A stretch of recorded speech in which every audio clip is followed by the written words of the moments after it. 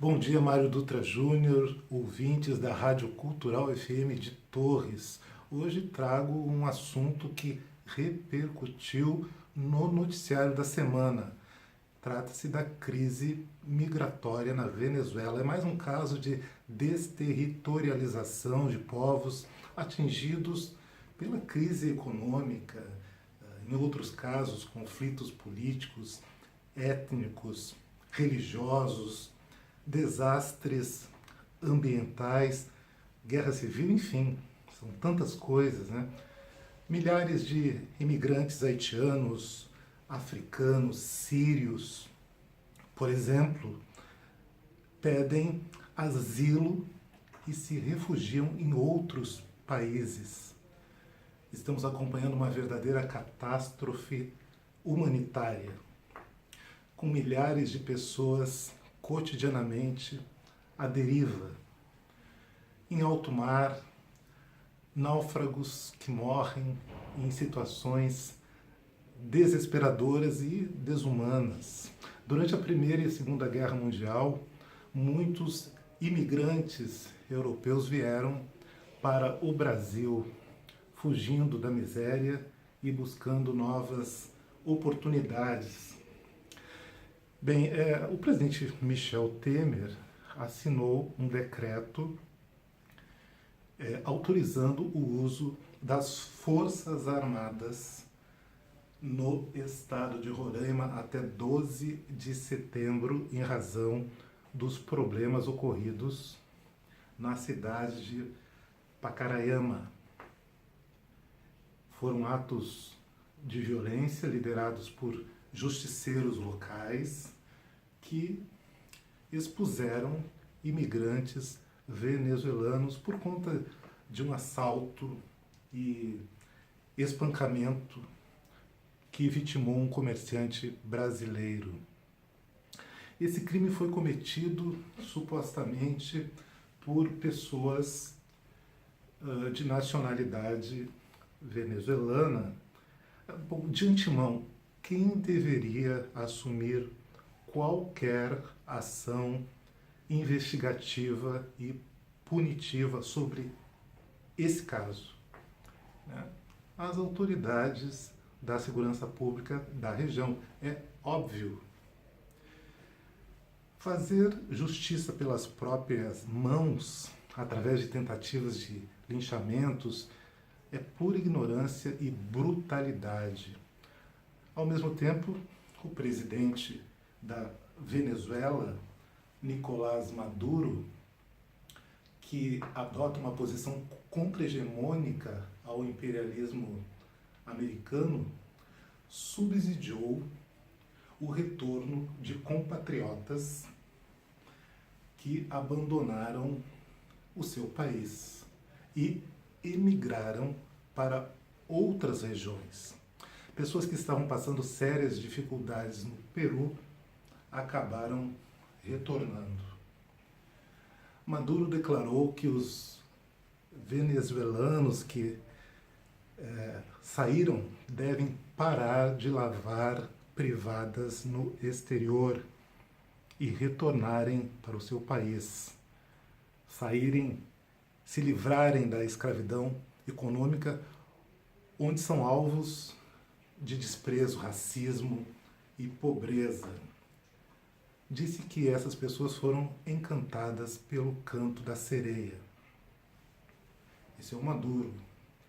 A população da Venezuela é de 30 milhões e 600 mil pessoas, 2 milhões e 300 mil vivem no exterior, 1 milhão e 600 mil pessoas emigraram a partir de 2015, segundo dados da ONU.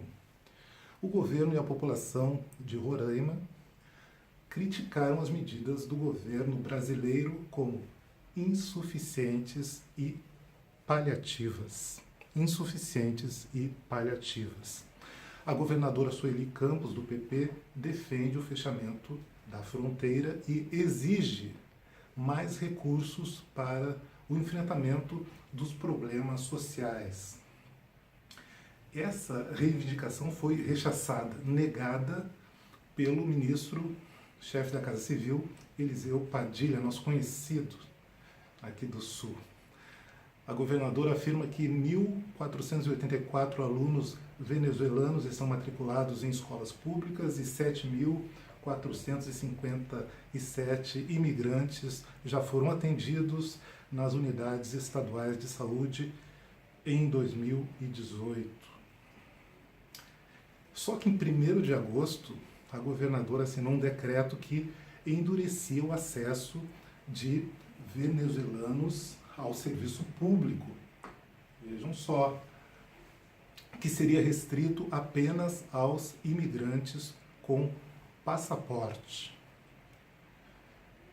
Em 7 de agosto, o Tribunal Regional Federal da Primeira Região garantiu o acesso irrestrito, considerando que a medida era inconstitucional.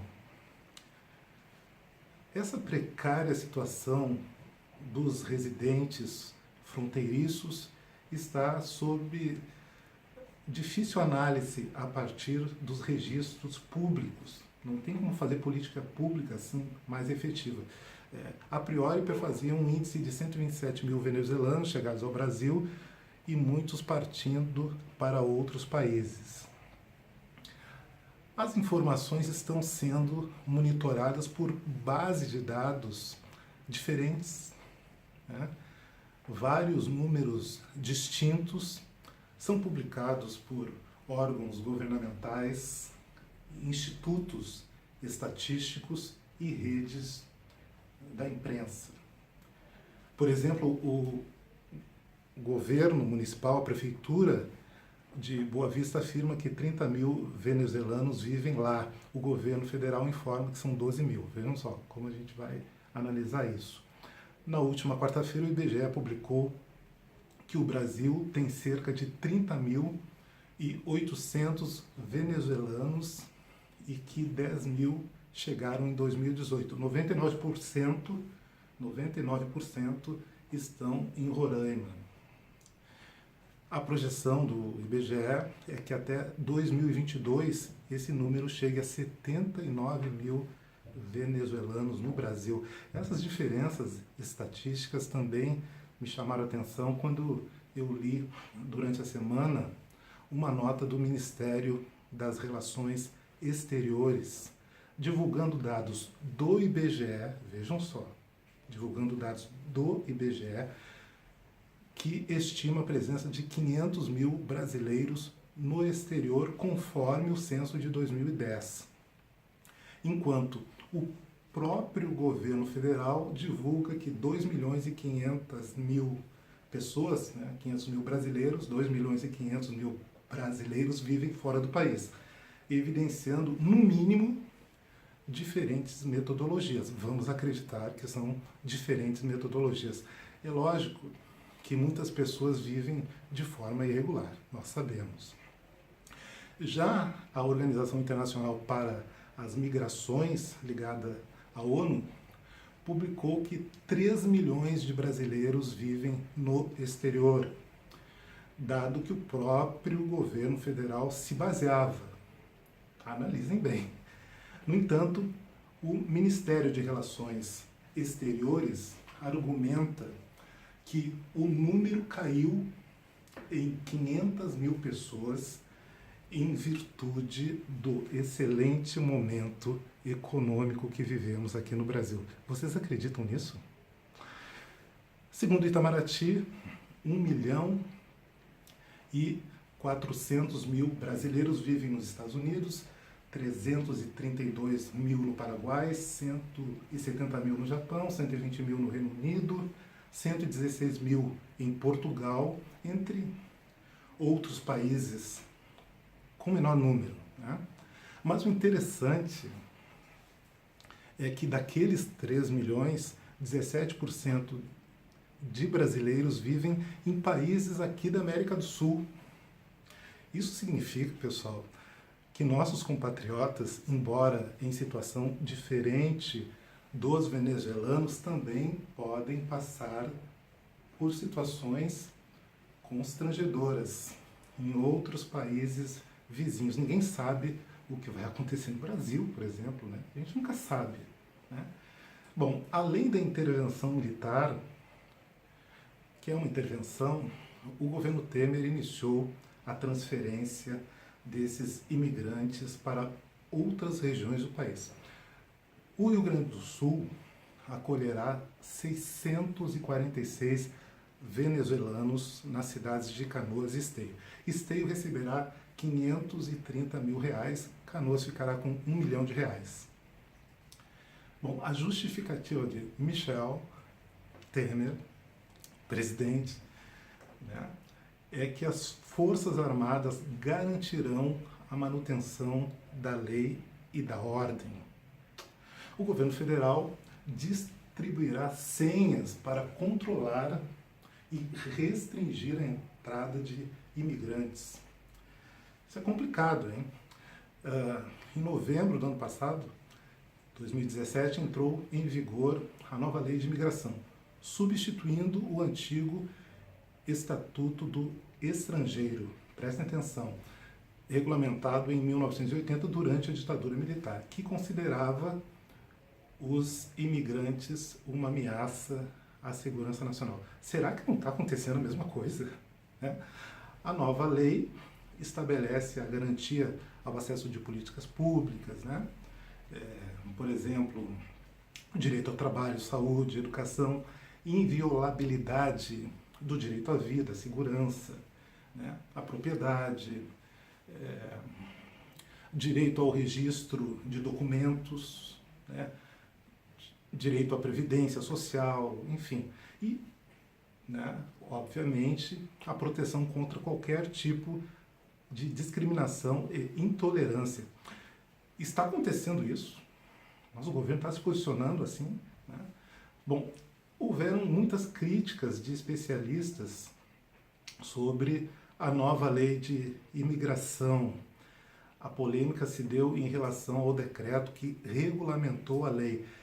Estudiosos da área disseram que as questões centrais, como concessão de tipos variados de vistos, reunião familiar, expulsão, deportação e repatriação, né, o direito à manifestação política, né, essas questões relacionadas aos direitos e deveres, né, não condizem diretamente às garantias especificadas no teor da lei. Quer dizer, a lei foi apresentada, mas a regulamentação foi muito mais, né, apertada, né? Por outro lado, pessoal, é estarrecedor, né, ridículo, sabermos que depois da redemocratização do Brasil, as Forças Armadas foram acionadas 132 vezes, 30% em grandes eventos, 19% em greves, né, de policiais militares, 18% quando a violência estava fora do controle da segurança pública, né? Então são coisas que demonstram a fragilidade governamental, né? Nós não estamos vivendo só uma crise migratória, é uma crise dos estados nacionais. Nós temos que refletir sobre isso. Essas pessoas atingidas estão vulneráveis ao tráfico humano, exploração sexual, escravidão e morte.